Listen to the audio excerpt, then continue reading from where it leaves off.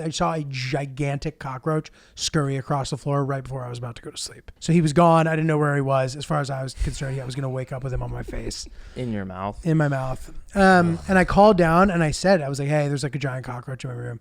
The lady just goes, ooh, was it big? I did not have sexual relations with that woman.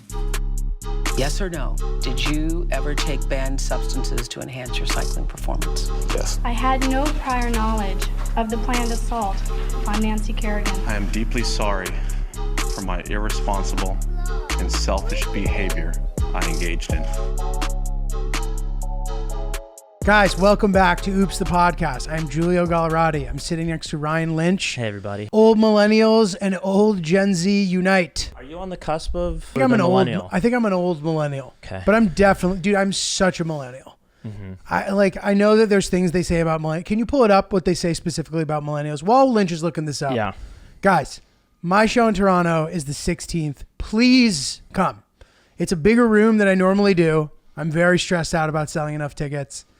Time will tell. I'm expecting it to be solid, but I actually don't know for sure. And if you're thinking about coming, I need you to please come. If you know somebody who likes me, who doesn't know about the show, or who might like me, or who's really into shit that I like, tell them to come. Closing out the year with a bang. And I would also like to say thank you to everybody who came out to see any of my shows on the Better Late Than Never tour. I feel like I have really accelerated my operation overall. It's been really satisfying to have you be part of it. Great shows in over a dozen cities. It must have been 20 cities or something. Wow. It ruled. It was amazing. I'm shooting a special next year, onward and upward. I'm trying to take the big leap to be a A-list act out there. And I'm not stopping anytime soon. So thanks again from the bottom of my heart, for real. I mean it. Lynchy, what do you got? All right, so what's the personality of a millennial? Not only are millennials open to change and adaptive, Check. but they also seem to possess an extraordinary passion for learning new things. Check. This generation exhibits deep curiosity about the world and Check. displays the desire to further develop skills and knowledge that can help them within their professional lives. Okay, that's all great. It's too positive. Let's hear the negatives. Okay, here's 7 traits. Because I definitely qualify for all those things, but I think most people would think that they do. Most people think that they fall into those categories. Yeah, they're vague enough. They're kind of like the magic 8 ball. To me, what I think, it's like millennials would rather live in squalid poverty and be deeply depressed than not pursue their passion. Mm-hmm. That is me, for sure. I'm like, oh, I will go to Afghanistan. I will spend all my money on it, and then I will spend all my time editing it and make very little money off of it. But I have no choice. I fully have a choice. What do we got? Okay, so we have a millennials and Gen Z side by side over similar topics. So millennials, they use more limited technology as children. Okay. Gen Z use more advanced on-the-go technology. Okay. I think we all know that. Gives you an advantage. Millennials felt a stronger economy when young. Interesting. And Gen Z felt great recessions while young. Interesting. Millennials are less globally connected at a younger age, while Gen Z is more globally connected at a younger age. These are obvious, I feel. Yeah. Here, wait, let me read you what Gen Zs are according to the description. What are Gen Z personality traits? Gen Z are not coddled. They are highly collaborative, self-reliant, and pragmatic, according to a new Stanford-affiliated research study. Gen Z is the first generation never to know the world without the internet. They value diversity and finding their own unique identities. These are vague. We'll need a deeper dive. I know my age. I'm right on the cusp where I can identify as either or. And you say that you're an old.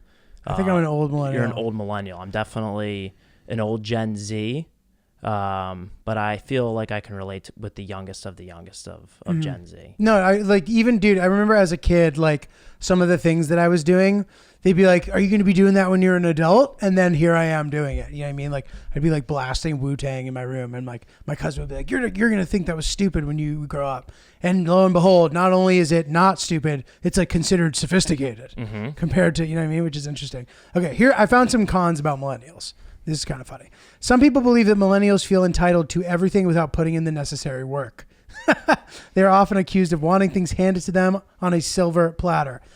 Lack of loyalty. Millennials are more likely to change jobs frequently. Impatient. Poor work-life balance. Millennials are often accused of working too hard, not taking enough breaks. That's like the classic thing on an interview when you're like, they're like, what is one of your weaknesses? And they're like, I think one of my weaknesses is I would neglect my family because I work too hard at this job. Like a humble brag negative thing. Millennials are financially unstable, facing higher levels of debt and lower job security than their parents.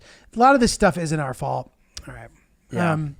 I found a good one with negative things about Gen Z. Let's zip through these real quick. Number 1, Gen Zers have a short attention span. I do. Gen Zers are multitaskers. That seems pretty relatable. Would you consider yourself a multitasker? Do you multitask? So yeah, but I don't know to what degree. You know what I mean? Like I don't like how well can anyone truly multitask? Like you need to do one thing. It's not like you're rubbing your tummy and tapping your head at the same time type thing. You know what I mean? Mm-hmm. It's like you literally have to do one thing at a time. So I get that it's like you're not literally doing one thing at a time, but I think that most people think they're good at multitasking and not everybody actually is.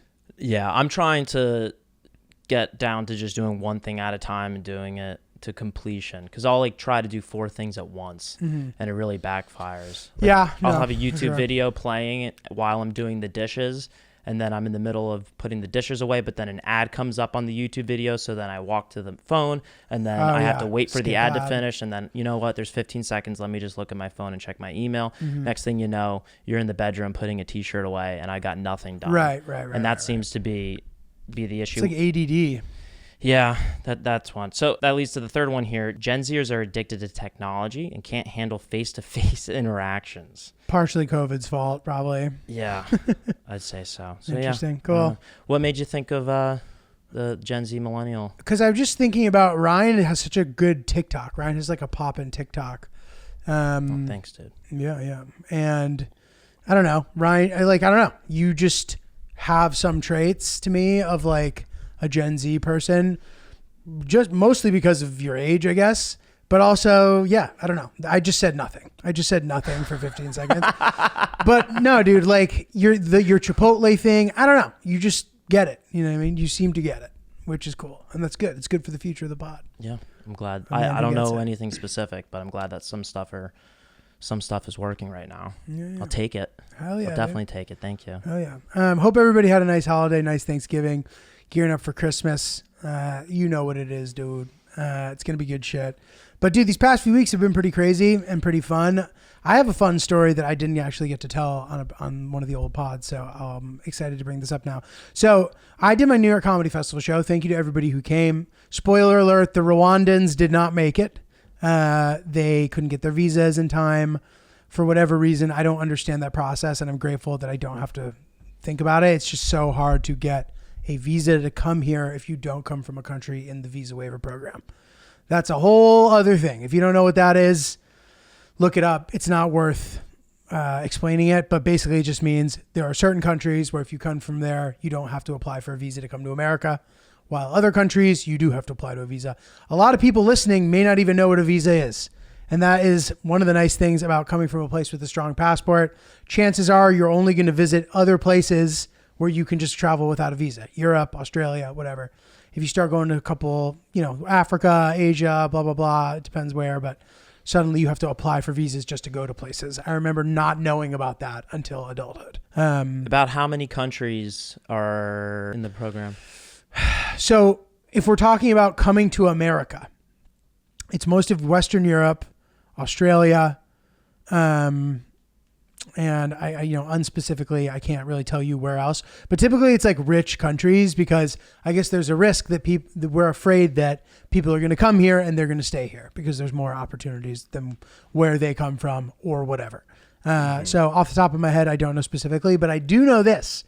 If you've traveled to a list of certain countries, you void your eligibility for the visa waiver program if they find out somehow. And I guess that information is somewhat readily available, but I'm in all these travel groups and they talk about this. So like if you've been to, there's this like list of 6 or 7 countries. It's like Iraq, Afghanistan, Somalia, Yemen, where, places like that. then you no longer qualify for the visa waiver program and you have to apply for a visa to come to America, to visit America. Whereas the other way around, I think you get 30 days or 60 days, something, where you can just come and you don't have to do anything. Wow. Yeah. So that, and it's a unique thing. Like other countries don't really have that. So that sucks. So it's nice to have a U.S. passport, so I don't have to worry about that shit as far as visa waiving goes. So anyway, the Africans didn't make it over here, and I just did my own headliner show. It was great. Like really, really great set. If anybody was there, if you're wondering like what qualifies as a good set versus a bad set, that was a good one for sure. That's good. That was a really good one. Yeah. So that was a lot of fun. Anyway, the show was at 8. We do the show. It's a great success. After, we're all hanging out. Inevitably, it's New York, so I know a good amount of people who came to the show personally. So I'm making sure I say hi to everybody. It feels like my wedding. You know what I mean? I'm like, I have to make sure I give everybody a hello, check in with them, gracefully move on to the next party, check in with them, say hello, so on and so forth. Hillary had a bunch of work friends there.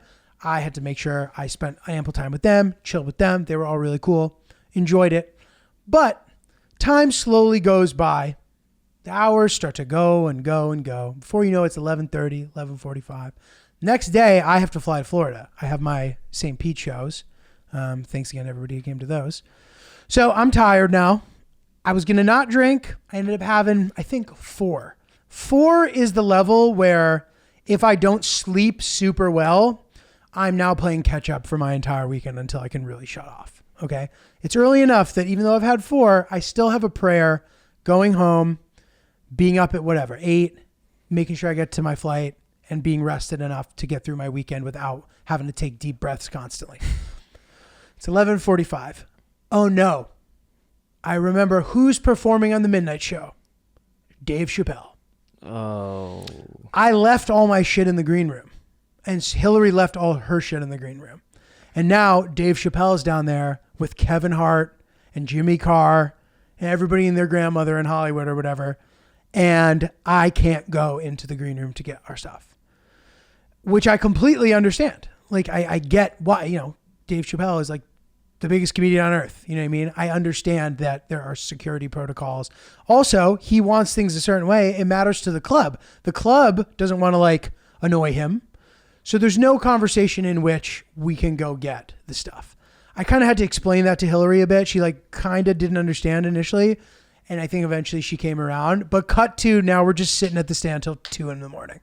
trying to get our shit. What was in the green room? Her work computer, my bag, actually a bag of Reboot Eco goodies that, our friends over at Reboot Eco brought for us to the show. And I was like, I can't just leave that in there. That goodie bag is way too good. They are a treasured client of ours, I guess if you want to call it that, a treasured partner. So I'm like, I am guarding that Reboot Eco goodie bag with my life. I'm not leaving without it. And yeah, dude, I sat there till 2:00 a.m. waiting because the goat was in there doing his thing. Sometimes you got to pay your respects to the goat. You literally did. So what is that, 2 hours? 2.5 crucial hours. Did you watch him perform? No. So what did you do for the 2 hours? Sat upstairs. Did you drink a fifth? I may have. But I started to get hungover in real time. You start to get dried out. And suddenly it's like... Thick. Not good. That sucks. And the next morning, dude, we both had early flights. It was pretty rough. It was pretty rough getting there. But we did it. We got it done. And sometimes you just got to do what you got to do. That's good. So what time did you make it home? Probably, I want to say, I was in bed by 2:30 and up by, I forget, I think my flight was at 9:45, which means you want to get there at 8:45, which means I refuse to take Ubers. They're just so unreasonable. JFK? Yeah, I refuse. And I think what actually ended up happening is I woke up, Hillary realized that I was not going to take an Uber, and she insisted that I take one, and she got me one as an early Christmas present. Which made me feel like a loser. I was like, don't get used to this. I was like, in the future, I'm going to lie to you and say that I'm taking an Uber because I can't just have you feeling bad for me constantly. And before you know it, suddenly you're paying for Ubers for me every single time. You begin to resent me and then you leave me. That's how it happens. That's not happening. So anyway, It all ended up working out. But it reminds me of an email that we got from somebody, which I thought was a good one. Wait, while you pull that up, so you also had to wait for Dave to be done with the green room. So was his performance done, and then was there idle time where you didn't know whether or not he had left the green room, or you had to wait until he left? Did he leave right away? So it's interesting. So this is what happened. I was able to get my stuff before the show was over. Now I feel bad because there was this other comic who had left his stuff in the green room. In between my show and the midnight show, I forget what was happening, but the green room became common space again. And somebody else left their jacket, and we were kind of commiserating over the fact that our stuff was down there, but I got my stuff before him. And he saw me. This guy's name is Sean. He's a nice guy, comedian. I don't know how to pronounce his last name. I think it's Malaya or something. He has kind of a big Instagram. He saw me walking out, and like the look on his face, I felt so bad. I was like, dude, I didn't leave you out to dry. Like at this moment, it was every man for himself. I didn't explain to him that like I didn't really physically go in there, So he was like, I was like, dude, I'm sorry. But one of my agents showed up, who I guess is part of one of the people in theirs team. I don't know if it was Kevin Hart. I don't know if Chappelle. I don't know. I don't even know.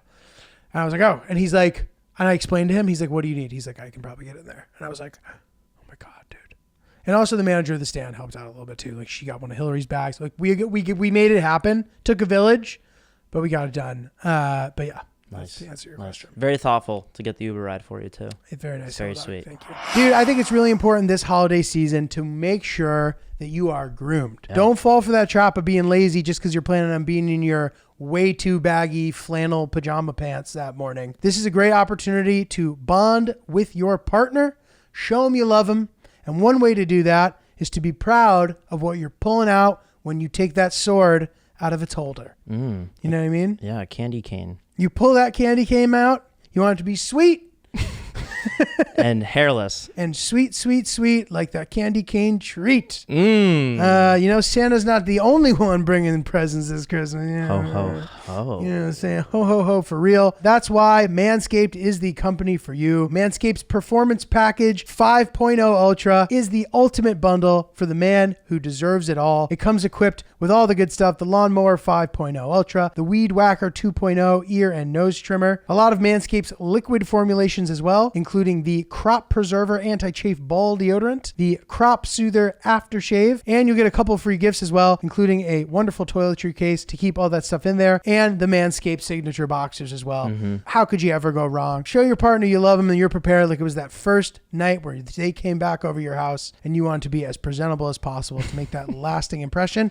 Don't give up. That's how you keep it spicy in a relationship. Don't get lazy. Keep your stuff looking good. Right now, get 20% off and free shipping with the code OOPSPOD, OOPSPOD, at manscaped.com. That's 20% off with free shipping at manscaped.com and use code OOPSPOD. Manscaped, get your jingle balls ready for the holidays. Okay, we got an email from somebody that says, what is a, quote, bad crowd? I think this is a good thing to explore. I'm sure on other comedy podcasts, they kind of talk about this a lot or whatever. But it is a good question, and there is a lot comes to mind when I hear it. So I'll read the email, and then we can kind of talk about it. Love the pod, and have enjoyed seeing more of Ryan in his new transition. Agreed. Oh, thank you. The question is, what makes a good crowd in comedy? I just moved to LA and have been going to many comedy shows. It's been so much fun, and I love having the opportunity to see comics of all levels, not just ones that can tour. Despite this, there is one thing that happens very occasionally that immediately ruins a good show for me. When a comedian comments something like, looks like a bad crowd tonight. I agree with you, listener. I realize that it's easier to keep momentum up when everyone is laughing, but also if your joke isn't funny, why is that our fault? Why are we required to flatter you when I'm the one who paid to be here? When this happens, I always make sure to not laugh at any of their jokes and then laugh hysterically at all the other comedians so that they know it was just them. Savage. Nice and petty. Let's meet. I love it. Very Drake. Very Drake of you. Anyway, I was wondering if there's more to a good crowd versus a bad crowd when it comes to comedy, and maybe this could be a learning moment for me, a humble member of the crowd. Okay, so as Francis would have said, lots to unpack here. And yeah, so I guess we can start with the looks like a bad crowd tonight thing. A lot of people do that. I don't agree with that approach, but I think to some degree, especially if it's like a quote good comedian or an experienced comedian and they're doing a show where the people aren't laughing, they might be used to people laughing at that. So maybe they're up there and they're doing stuff and they're used to it going much better. And in this moment, for whatever reason, the crowd's either like median level of laughter is just lower for whatever reason. It's a phenomenon that really not anybody can really explain that well. Sometimes it's the room, sometimes the crowd's identity, for whatever reason, they're shy or they never really get there. And in that moment, the comedian wants you to know that that joke deserves more and that you are not giving enough. Now there's a way to be more graceful about it. I just want to double down on the fact that I don't do that. I agree with you. I feel like it's my fault, even sometimes maybe to a fault. Maybe it's not my fault that time. Maybe I usually do better with that bit. And for whatever reason today, it's not doing as well for whatever fucking reason, right? But some comedians would be like, oh, you guys didn't like that one? Okay. Or be like, oh, come on, that one usually works. Like there's a way to say it that isn't as much of like, oh, it's a bad crowd, you guys suck. Or like ending the set where somebody's like, all right, you guys suck, but okay, I'm so-and-so. I agree that that's shitty. So this person is asking about a comedian that's directly communicating to the audience that they're bad. Right? Yeah. So I think she's asking two things. First and foremost, about this specific moment where she goes to shows all the time. Sometimes a comedian will be like, you guys suck, you guys are a bad crowd, whatever. And then she gets annoyed and won't laugh at any of their shit, which I think is fair. And beyond that, she's asking what kind of makes a good crowd versus a bad crowd. Mm-hmm. Well, I'll tell you an example of a bad crowd. I was with Francis back in April when we were down in Atlanta. Now, this is my experience doing the camera work, so this is not coming out of his mouth, can't speak for him. But the audience in the first show, there was one drunk guy who was kind of just bobbling around, and he was touching people. He was not in a assaulty kind of way, just he's so drunk, and he's just flailing his arms around. He's about to throw up any second. And so that became a distraction. And so he wasn't dealt with right away by whoever was working in the room, like the manager or however that works. And so he became kind of a secondary focus point for the audience. So you have the person on stage. This is also happening during the openers too. So this was a whole hour and a half thing. This guy was just wobbling around. I can't believe he didn't throw up until like, he didn't get sick or kicked out until like 30, 40 minutes in. But I could see that becoming a distraction, taking you away from the performer. Mm-hmm. They're also in that specific room. There was a bar in the back, I'd say within 80 feet, 100 feet. Was this the Punchline? No, I don't think it was called the Punchline. No, it wasn't. I remember what room he did. But there was a bar and people are walking back and forth. So like, the times where I've had the most fun at shows is when like the only thing that you can focus on is the comedian. There's no distractions around you. You know, that could be a reason why a crowd might not understand or completely get the joke that has hit so hard in the past. So okay, the environment. So he's bringing up a couple important things. So there are some rooms that are more likely to create a situation that seems like it's a bad crowd. Because one thing that's important to know is that we as the performers, we can't always tell what's happening in the crowd. Like there are times where we might think we weren't doing well and people are actually really enjoying it. But for whatever reason, they're just not like they're not laughing as hard. And since we're in this like immediate feedback loop, sometimes that can throw us to the point where I'm up there sometimes. I'll like be looking around. I'll be surveying. If people aren't smiling, if they don't look genuinely happy, then I start to be like, okay, like I need to step it up or I need to like figure out a way to get everybody on my side, right? So that could be a thing that happens sometimes. So we don't always understand or know. If a good room contains the laughter really well, which kind of perpetuates itself. So it's like, it's small, it's a low ceiling, comics always talk about this.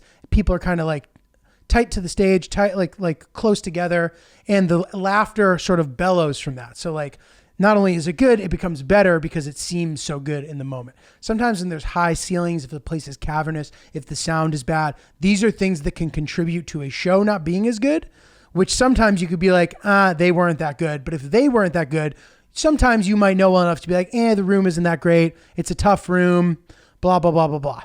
So that's step number one. Wouldn't you think that a more productive response to the audience, if you're trying to like, let's say you're halfway through your set and like they're very disengaged, don't you think it'd be much more productive to address them with different words than, oh, you guys are a bad crowd? Couldn't you be like, hey, what's going on, guys? And then maybe try to break the tension with some crowd work. Is that something Totally. So you've done? Yeah, dude. Okay. So if I'm struggling to get a group of people, and I'm going to keep talking about the bad crowd thing because there's a lot more there that I want to talk about. But if I'm up there and like whatever reason I'm not connecting with everybody as well as I'd like to, as well as I normally do, or as well as I know that I can, I'm like, okay, what do I do here? So sometimes if I find a table of people that look like they're not that into it, sometimes I will directly address them and start asking them questions. And a lot of the time, if something fun and funny happens, I won't pick on them, but I'll be like, hey, what's your name? Blah, blah, blah, whatever.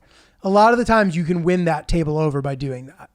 But it can be a little bit of a risk because sometimes if it doesn't work, you look like you were like pandering and then you look weak. You look like you're not in control. You know what I mean? And all these things happen sometimes. You know what I mean? It's inevitable that not all your shows are going to be your best. But here's a good example of when you're like, that was a bad crowd. Okay.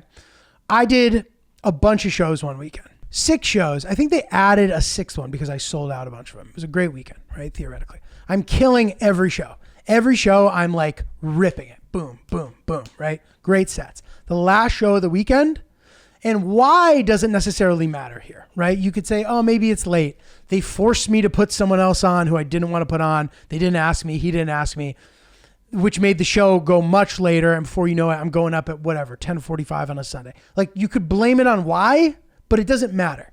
But all I know is that I went up there and I had a tough show, and that's a bad crowd. It might be my fault. It might not be my fault. Whatever the fault is, the fact that I'm up there doing something I've been doing all weekend that's been working and suddenly it's not, that's a bad crowd. And it might not be the crowd's fault. Who knows why that is the case? But if the outcome is you're up there singing and dancing and nobody's fucking interacting and nobody's interested in it, that is a step in the direction of a crowd being a bad crowd. Now, you're seasoned. You're a seasoned comedian. Would you walk off stage and say that was a bad crowd to another comedian that's about to come on after you? So no one's going on after me. I was headlining. No, I'm saying in general, though. It depends. So it's interesting. That's a good question because, okay, I'm going to bring up this next thing that I was thinking of, which will tie into what you just asked. Sure. So that's an interesting thing to think about on a showcase show. A showcase show is like you go to the Comedy Cellar. You go to the Stand. I'm sure these shows she's going to LA are showcase style where everybody does a set amount of time. Nobody is higher billed than anyone else. Everyone does 15 minutes. So in a situation like that, you can end up in a scenario where you go after somebody who's really good. And that is a scary thing about the Cellar is like, while it's amazing, like the shows are always packed. The audience are always usually pretty good. You can end up going up after like the greatest comedian of all time. And now if you don't do well, that's not a bad crowd. You just had trouble following. You just got buried by the guy who went before you. And there are some people who come to mind and there are some obvious people. And you know, you look at any of those lineups on like TV shows that are about comedy, they joke about some of these people. They're like, oh, I had to follow so-and-so. And they're like, oh yeah, that's really hard to do. So sometimes I don't even want to psych myself out. Like when the lineups come out, I won't even check sometimes who I'm going after because I don't want to get in my head about it. And sometimes you never know. Like you can't rest on your laurels too much. Like I went after a guy who's a really tough follow and I had a great set. I had one of my best sets of the week. And I don't want to say who because I don't want it to seem like I'm flexing on the person. This guy is like a big deal. I'm not going to disrespect him like that. But I was really happy because I was nervous. So anyway, so in that situation, a comedian might be like, that's a bad crowd, but they probably know that I know that they just didn't do a good job. Mm-hmm.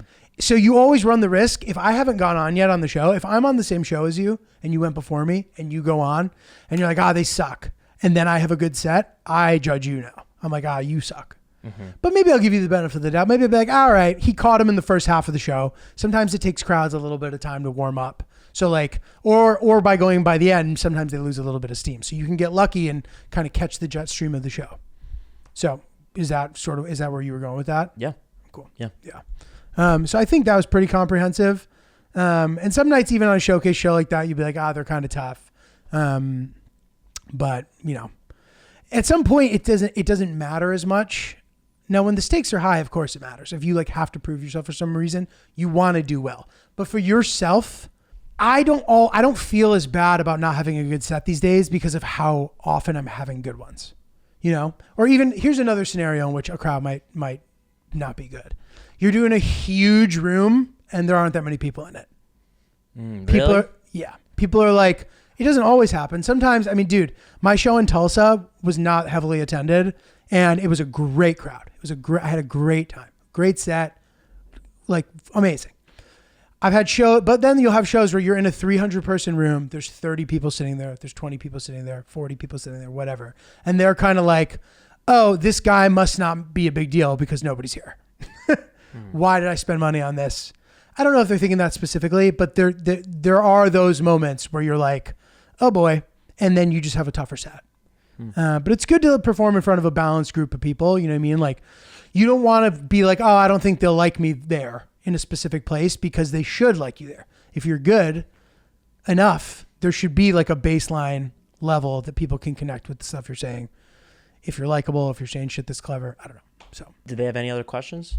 No, I think that was pretty much it. That's pretty solid. But yeah, good crowd versus bad crowd. I think we covered it. Dude, I've been watching this show, Life on Our Planet. It basically shows the history of our entire planet. It shows all the mass extinctions that have happened. And it's a combination of using like real stuff from currently that accurately shows phenomena that would have happened during all these periods and like really sick animation to the point where like there are a couple times in the show where I'm like, is that thing real? I like can't tell if an animal is actually there or not. And it shows this sick thing where like it shows T-Rex's mating rituals. Ooh. Dude, and it's crazy. It shows the T-Rex being like, dude, it's crazy. And then they rub their cheeks on each other. I'm like, this is sick. However, at the end of the show, like they do on all nature shows, they start talking about how we are causing our own mass extinction. It feels very real based on all the context that you get in the show. It's not going to happen tomorrow, hopefully, but like it could happen sooner than it should if we don't get our act together. That's the nice thing about all these shows. Still at the end, they're like, there is some glimmer of hope, but then they kind of don't make it clear what that is. But I will say this, dude,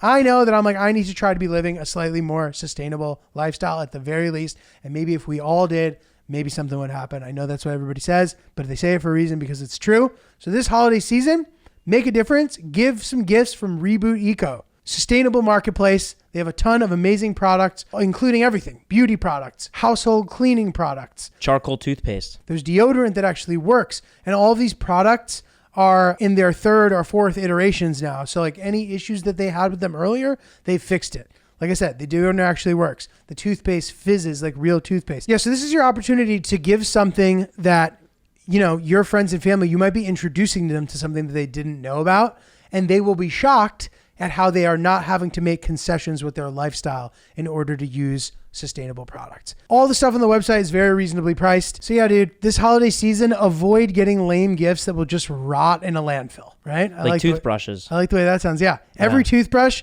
every plastic toothbrush you've ever used will outlive you and is still on the planet currently. That's shocking. Get that bamboo toothbrush, get in there, go to Reboot Eco. They have all the best brands filled with small businesses, and they themselves are a small business. They have a brick and mortar store, Middletown, Connecticut, and they're expanding. Their online situation is very awesome. It's time to embrace a healthy and sustainable lifestyle, especially now that Reboot Eco has made it so easy and practical. Just go to rebooteco.com, REBOOTECO.com, and use promo code OOPS to get 15% off of your online purchase. Give a sustainable gift this holiday season that isn't just going to end up in a landfill. Check out rebooteco.com or at rebooteco on Facebook and Instagram for inspiration and guidance, and start making better choices today. It's been a while since we've had airline talk. We might as well get back in here. So there's a couple of things that I was thinking about. So I usually fly Delta. I was flying on JetBlue to Florida. There are things about it that are really, really great. The snacks. The snacks are fantastic. They even have the little areas you can walk back. Sometimes you can go up there snacks. and get whatever you want. That's great. They have really good cable TV a lot of the time with the tennis channel. You can watch live tennis on a JetBlue flight. There is, as for a baseline, I know I keep saying baseline a lot this episode, but there's more leg room in general. You can turn your phone into the remote control, and the Wi-Fi is just better. It just works better. You don't have to wait till you're 10,000 feet for it to work. It's just like a better experience. But I will say, dude, I'm becoming a little spoiled, and I like having the perks of being a regular traveler, where like I like lounges. I like getting bumped up to first class. I like all that shit, and it's hard to part with it with JetBlue. I have JetBlue status too, because I took a bunch of Emirates flights last year, but now Emirates is no longer a JetBlue partner. So like, even though I took Emirates flights this year too, I'm not going to have Mosaic anymore on JetBlue. It doesn't get you much. But point being, if you don't travel a lot and you're not getting status on an airline, like JetBlue really is a home run if it flies to where you're going. You know, I wonder about their business model because they don't fly that many places, and maybe that's part of it. Maybe by not flying as many places, they can do all this shit. I don't know, dude. Yeah, JetBlue is the bougiest flight that I've been on. Interesting. I like them a lot. I grew up going on United, and just because of that being the only airline I flew on, I thought that was the best because that's what my dad flew, and my dad would want us to be the safest. And since flying Delta and JetBlue, I'm like, United sucks. I hate United. They don't even have TVs on some of their planes. I don't love it either. But still, with United, you can get first class, you can get this and that. But I agree, Yeah. I don't like United as much. Well, that's why for the same reasons you don't want to leave Delta, or the same reasons why my dad's not going to leave United, because he has built status with them for 20 plus years. Right. That's his hub airline. And it makes traveling, which is an unpleasant experience, slightly more pleasant when you get treated well or when it's not as tiring because you have a first class seat or because you get to go in the lounge or whatever. I don't know, whatever. Yeah. Airlines are back, baby, on Oops the Podcast. Yeah. It's been a couple weeks. It's been a couple weeks. It's their way to enslave us, dude. But okay, a couple things. So 2 clever little tricks that I did not know about before. First of all, and I posted a TikTok about this and everybody was all mad. They're like, don't tell people. But at JFK Terminal 4, if you listen to this pod and you fly through New York at all, this is very helpful. There is security downstairs and the arrivals level. There's a security check-in and has pre-check, clear, all that stuff. And I think just a regular ass. It might just be clear and pre-check. I don't know, but it's like twice as fast, if not better. And apparently it's not always open, but that's a hack. And that is something worth putting in your pocket. Don't worry. The TikTok has not blown up. I'm not going to repost about it. We won't clip this. You guys don't have, it can be a secret.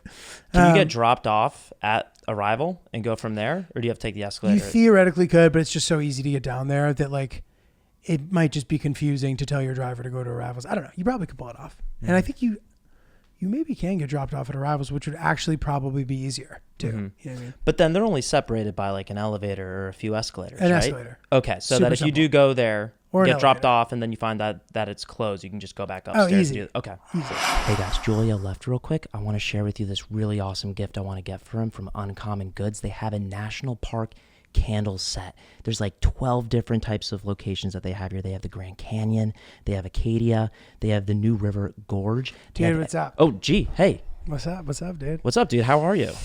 I'm good, man. I'm good. What's shaking over I here? am just doing some holiday shopping for my family. Sweet. I'm on Uncommon Goods. So Uncommon Goods. we love Uncommon Goods. We love Uncommon Goods. It's the best place to get a gift where your friends and family are going to be like, where did you get that? Who made that? And you literally will be able to answer because there might be a specific person who did. 100%. Lots of the Uncommon Goods stuff is from small businesses, handmade. No 2 items are the same a lot of the time. And it is a really fun and cool place to get a gift for somebody this season. So to get 15% off of your next gift, go to uncommongoods.com/oops. That's uncommongoods.com/oops for 15% off. Don't miss out on this limited time offer. Uncommon Goods, we're all out of the ordinary. So dude, this is funny too. My dad came into the green room before my show at the stand. And one of the guys who was opening for me was just smoking a bunch of weed. Like I never smoke weed before I perform. I've done it. You know, I can get away with it for a 10 or 15 minute set if I've just smoked and I go directly on stage. But like chances are it's like 50-50 even in that situation. So the only times I'm like ever performing high typically is if I'm opening for somebody who's baking out the green room and I like get a little bit of a contact high, which I've realized is a real thing. Like if somebody's just truly baking out a space, like you'll get a little high. And then I go on stage and I'm like, fuck. But my dad came back, the entire room reeked of pot, which is fine. But I know that there's a chance that he thinks that like I smoke and I don't tell him or something because he's my dad. I know, but like, and that annoys me. He's like, oh, what are you guys doing back here? He's like, oh boy. He was like, whoa. He walked in. Oh boy. Oh. So, you know, Big G, if you're listening, I do not smoke. I barely smoke pot, if ever. Especially not before I perform an hour. Never. You'll never see me high. That sounds like a before I nightmare, headline. dude. Dude, yeah, I want to be like sharp before. Like people always ask like, what's your kind of routine before you go on stage? I can have a drink or two. But I would never at this point, especially if I'm headlining, I won't have more because I'll just get too dehydrated and that will fuck my setup. But for the most part, I don't want to have any. I want to be as sharp as I can be. Maybe I'll have one with me up there or one right before if I'm chilling or one between shows, but like not drinking during the shows typically. Yeah. So far, I have not been drinking before any of the shows that I've been on. Even the open mics. Even when you started? First one? So at open mics, I would, my first open mic, I didn't. And no, at the first show I did with Danny, no, I did not drink. I don't want to drink before. And it's crazy. If you haven't been to an open mic, a lot of them, it's $5 to get on plus a drink. And then I'll buy a water bottle for $7. That's how much it is? At some places, yeah. Just, we were talking about this earlier, but yeah, I'll get like that. It's not even like the headspace of like having a little bit of alcohol in my system. Like, it's just like, I want to be able to clearly articulate every single word. And if I get with anything, it could fuck up my whole vibe. And then I'll be in my head. I'm not built up yet to work through that. So I gotta have all my wits about my pronunciation as pungent as possible on stage so far. So I can't do that yet. No, dude. Let alone smoking weed. Are you kidding me, dude? Stakes are too high. Are you kidding me? Yeah, I can't do it. There's some people who can do it. There's some people who do better if they do. Like it like relaxes them. But for me, it's like no. Yeah, good on you if you can. I have some friends that are completely functional when smoking. They can go to class. In college, they would go to class high. I don't know how you do it. I just get into this mental pretzel of anxiety. I just can't do that. No. I could not imagine being on stage. So. Dude, no, I used to get high before one of my classes, but it was because it was such a good class. It was a good class? Oh my God, it was the best class. And like the dude would just say the funniest shit. And he was kind of like, it was the Central Europe, history of Central Europe, random class, right? I took a lot of like international relation track classes because I was just really interested in them. And my buddy, this guy Izzo, my buddy Izzo was in the class, so he maybe remembers. But this professor was so funny. He would tell like stories so emphatically. It was like he was performing. He'd be like, there was a man. And he would just walk up to the chalkboard and type the name out and then just like throw the chalk down. He was so animated. And he would he's like, I believe history is driven forward by the choices of individuals and chance. Because I don't believe it was because of agriculture and the countryside. Because I believe, so he'd tell these like insane specific stories about people and how like that made history change. It was just sick. Was he like in his own world? He was like professorly, but he was pretty cool. And I think I emailed him recently. I forget what I said to him, but I was telling him something. I bet these teachers would be interested to find out what I've been doing with my life as far as these Afghanistan trips and stuff. The teacher, the professor who made me interested in it, he passed away recently. I looked and oh shit, and saying you're getting a little bit older, your professors start dying and shit.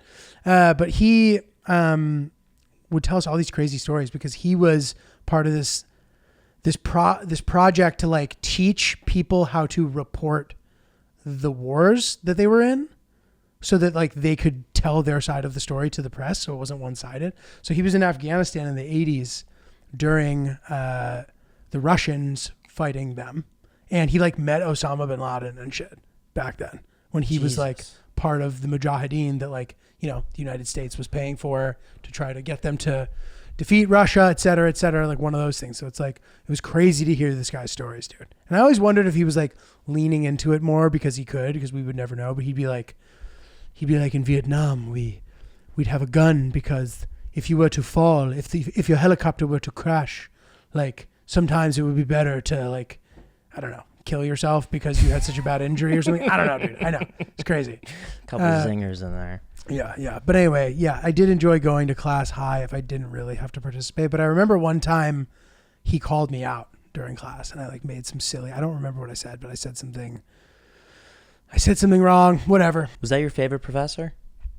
There was a couple who were funny. There was that guy, he was him. Those are two different guys, the Central Europe guy. And the other guy, the class I took with him was called Counterinsurgency and Terrorism, dude. Wow. It was a very interesting class. I mean, you learn a ton about any of those sort of like insurgent warfare and the different routes and causes behind it. It was a grad class, but I didn't feel like I could have minored in international relations, but I didn't want to have to take a language. I didn't want to have to take the core requirements. I just wanted to take like the interesting classes. But it was interesting because there was like an ROTC program, and I think also like some sort of officer something. So there was a lot of like guys who were in the military in the class. And it was funny, like the guy would always give a shit. He'd be like, your foundation of knowledge needs to be so deep in order for you to have a true understanding of what's happening in the world. He said, you need to train yourself to be able to read through headlines. You see something written, you should be able to understand that not all news is good news. He'd say shit like that. And it's pretty relevant today, to be honest. But it was, you know, kind of training us to eventually go and whatever, be journalists or something. I'm not really sure. But it was all interesting. But then he made an example. He's like, for example, he's like, Mr. Natras, or whatever. I forget the guy's name. It was some guy in the army. He was like in his 30s. He goes, right now, off the top of your head, he goes, could you list the countries around the perimeter of Africa? And dude, I'll never forget. The guy was so funny. He's like, I mean, well, all right, where do you want me to start? And he's like, start from, I don't know, Algeria. And he's like, all right, well, you got Algeria, and then you got Libya, and then, I don't know, Egypt, Djibouti. He starts like, he would just so casually banged out the entire perimeter of Africa. And then, you know, you got Somalia up there, and then you got, like, he just kept, it was so, I will never forget it. My boy, this guy, John Koenigsberg, who's in the class too, when I see him, we'll like bring that up and laugh about it because of how insane it was. I was like, oh shit. I love that your professor was so passionate. They were great. I've had some professors that are really passionate and like love to teach, and you can see like that was like their purpose. And I've also had some professors that are just like couldn't be bothered, miserable to be there. Interesting. And I always wanted to learn more from the more passionate professors. Yeah, it was fun. It was cool. I had one English professor my freshman year of college. He was so old. He was like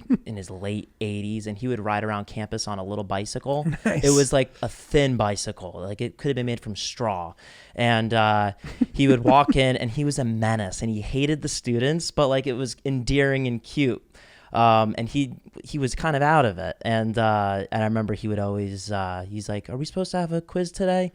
And the students, we would just be like, no, not today. We have one scheduled for Friday for the reading. And he's like, time for a pop quiz. And he'd give us pop quizzes on readings that we weren't even assigned yet. Oh God, what a savage. He was a savage. And some people like didn't do well in the class because of his incompetence. But oh, hilarious. But regardless, I did like him. I did like a few other professors. And yeah, I had some that just like couldn't be bothered. Like how do you get someone to be excited or pay attention in your class when you're just like reading out of the book or just speaking monotone like AI?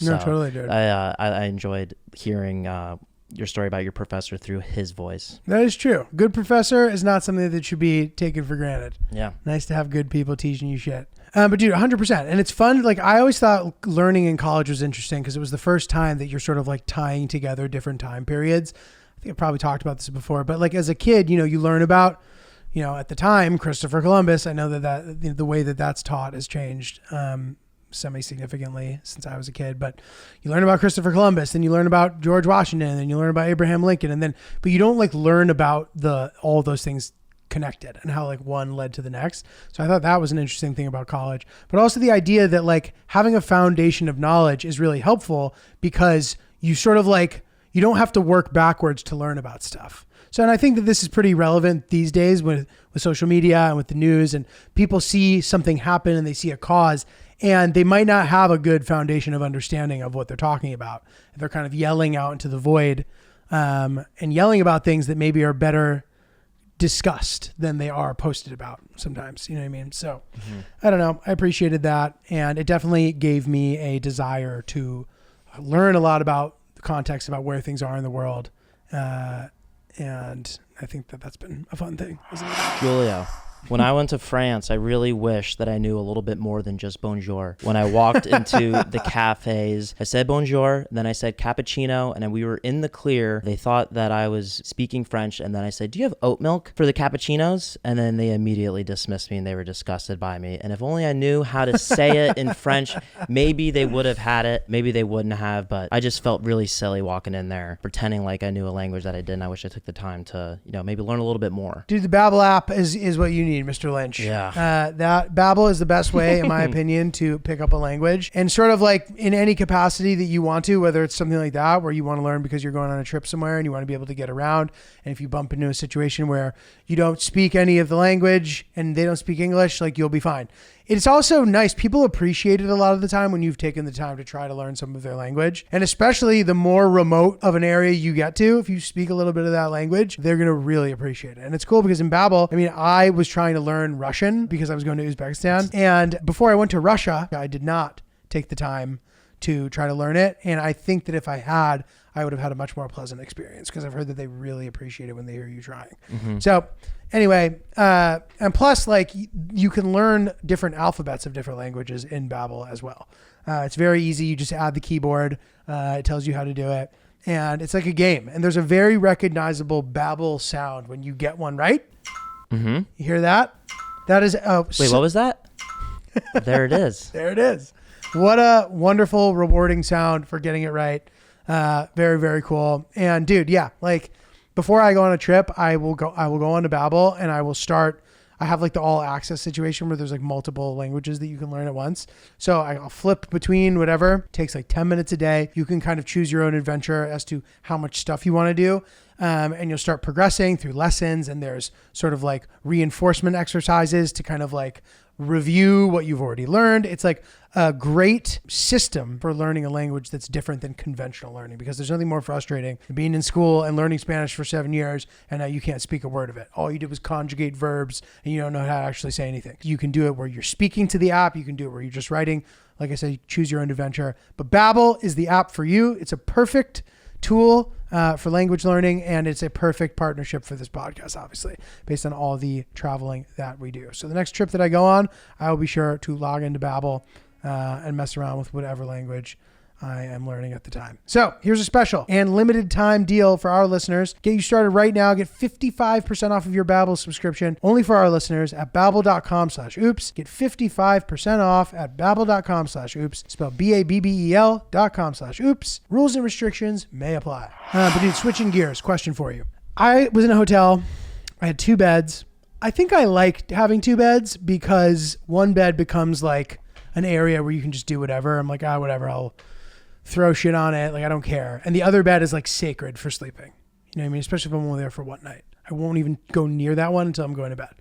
But I realized that, for example, if I were to only use one bed exclusively, but leave the other bed completely untouched, what is the protocol for that as the housekeeper? Are you supposed to change that bed or not? Is the official rule that you are supposed to, but nobody does? Do they say you don't have to, and then they don't unless you request it? Because to me, dude, that's crazy.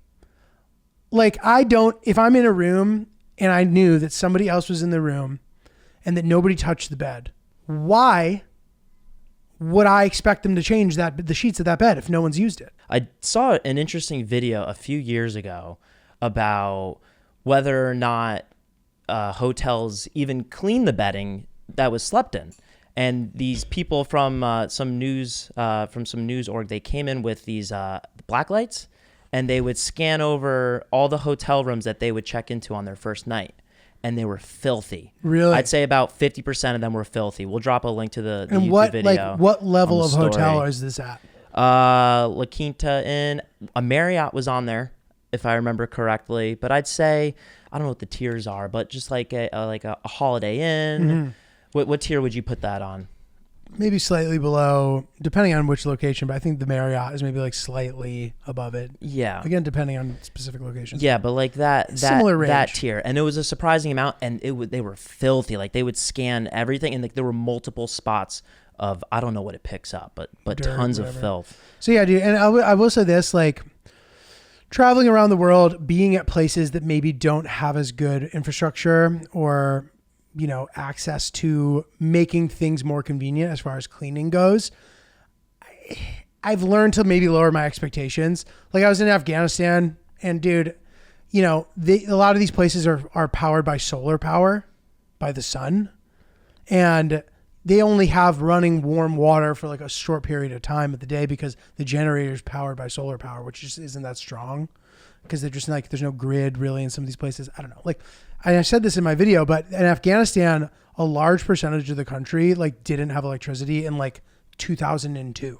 Like people had like heat lamps and oil lamps. 2002, dude. Like in the past, insane, dude. you know, really traditional place, man. That was like a little behind in some of those ways. But anyway, so now there's solar power. But dude, I don't expect my room to be like squeaky clean. I know they cleaned it. I know it's like kind of clean, but like the expectations are just like a little lowered. And I don't know if that's playing into this a little bit more, why I'm like slightly more tolerant of it or not.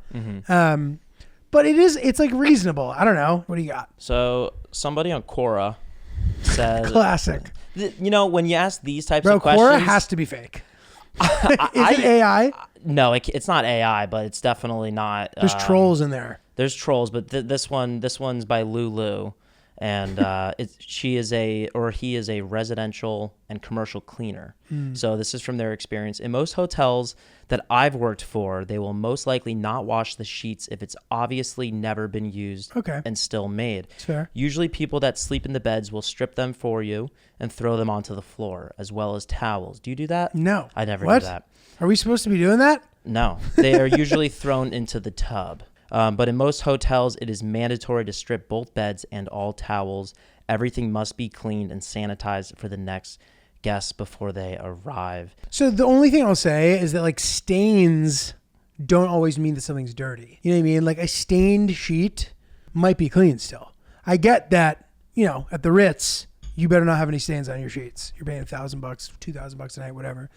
I'm never staying in places like that typically. So I'm curious. I'm curious to watch this video. Yeah. Thanks for sharing it. Dude, when we were in Paris, Victoria, you know, we've talked about the bed bug situation, and we decided to go there because it didn't seem to be as big of a deal as it was said to be online. It's as big as any other city. Good hotels are usually cleaned. We called ahead and said, "Do you guys clean your sheets? And do you guys have a bed bug issue?" They laughed and they're like, "No, we are fine." And we walked in, everything looked fine. And Victoria was like, "We still need to check." And I was so nervous, dude, because we had to strip the bed and we had to check the corners of this hotel bed. And I was so nervous because if we did find bed bugs, then we'd have to do something about it. And luckily we didn't see anything. Well, what do you mean? What would you have to do? Call down and tell them? Call down, say something. Right. Do we not get to stay there anymore? Like, I didn't want to find out what Vic was willing to do if there were bed bugs Bless in there, her heart. because she would have been willing to like completely change our entire trip. And that's, you know, that's a good thing. But like I enjoyed that we got to where we were and we were all settled and we were all unpacked. But we did look around. I was a little nervous for a while. Yeah, solid, dude. Yeah. Listen, you know, you can't win them all, but it's good. So it's funny, dude. One of my girlfriends, my like first girlfriend, past tense. My first girlfriend, actually, she worked at a hotel. And there were times where they suspected that guests planted things and then complained. And they would like know that that's what happened and they would still give them the night for free. Like they would plant like a mouse or like a dead cockroach or something. And it's shiesty, right? It's fucked. You got to put them on a list, right? They put them on a list, like a no-fly list moving forward? Maybe. I'm not totally sure. Wow. But yeah, sometimes, yeah, dude. But this is funny. There was a giant cockroach in my room in East Texas one time, which they joke that like in East Texas things are a little weird. I think that's where they found like Robert Durst, and like, but like they also say the critters there are bad. Like I think Texas in general has like big ass bugs and shit, but East Texas, whatever. People were joking about that, and I was staying on a ground floor. Staying on a ground floor of a hotel is a little risky in my opinion, just because like. I might just be making this up, but in my brain, it seems like it's easier for critters to be around if you're literally on the ground floor. And apparently it had just rained. And because of that, there tend to be more bugs around. I saw a gigantic cockroach scurry across the floor right before I was about to go to sleep. So he was gone. I didn't know where he was. As far as I was concerned, I was going to wake up with him on my face. In your mouth. In my mouth. And I called down and I was like, hey, there's like a giant cockroach in my room. The lady just goes, ooh, was it big? I was like, what? What do you mean? Yes, it was huge. She goes, oh, I'm sorry. Like there was a giant spider in the shower too. Like just bugs everywhere. I was like, dude, Jesus Christ, get me out of here. But What'd you do? Did you just went to sleep and hoped that he wouldn't crawl in? I think they gave me like 10,000 points or something. Okay. But like that night, like what did you do after you got off the phone? You just ignored it? Went to bed. I think I was like a little freaked out, but then I like talked myself out of it. I'm like, dude, Yeah. it's fine. I think there's something really liberating about not being scared of critters. Like I'll even see people like in these movies or like these TV shows where they're walking through the forest, the rainforest, and like tarantulas are crawling all over them. I don't want to be like that. Like I hate the idea of a big ass spider with a big sack. That like freaks me out. I'm like, oh, it's poisonous, maybe. Whatever. But like people who live around that shit are just like not scared of it. I'm like, okay, there's something there. You'll notice this. My Nicaragua video is like nearing completion. I had somebody edit it for me, which is a wonderful experience. And I want to try to bake that into my budgeting moving forward when I do these travel things. He edited the shit out of it. The video is much better than I kind of thought it would be. Not because there was the lack of anything interesting happening, but just sometimes in my head, I'm like, oh, if it's not somewhere like crazy, no one's going to want to watch it. But I actually don't think that's true. I think everywhere is interesting. And I believe that, but still I'm like thinking about what the viewers are going to think. But I think this one will come out nice. It's probably going to be around 40 minutes long. And it came out sweet. But there's a lot of really cool like close-ups of insects since it's like a tropical climate. And, you know, the weather there's crazy. Like it'll pour. And it'll this, it'll that, and like there's bugs everywhere, and they're all used to it. And they don't give a shit. And I'm kind of like, oh, okay, that's like kind of cool. There's bats in that video too, which I know I've talked about. That's the little sample that I saw. It looks and sounds sick, so I'm excited for it too. That'll be cool. But yeah, dude, I'd like to get to the point where bugs don't freak me out anymore. Mm-hmm. All right, guys, happy holidays. Oops, the podcast. We dropped some very fun Big G inspired Haddam Raccoons gang merch. I love the video. The video of riding Big G around. Ripping the scooter is amazing. He's been having some fun, interesting stories on top of that. We'll cover some of it on the next episode. But the Haddam Raccoons are at large. Get your stuff now, oopsthepodcast.com. Please come see me in Toronto, 12/16. It's going to be great. Last show of the year. Then I'm in Florida, Connecticut, and special announcement coming sometime early next year as well. oopsthepodcast@gmail.com for all your emails. We love hanging out with you guys. Thank you for riding with the squad. And interacting with us. Share all our shit, comment on all our shit, get in the mix, send us messages. We love hearing from you. Ryan, you got anything to add? At Not Julio and at Ryan is Really Polite. And we'll see you guys next week.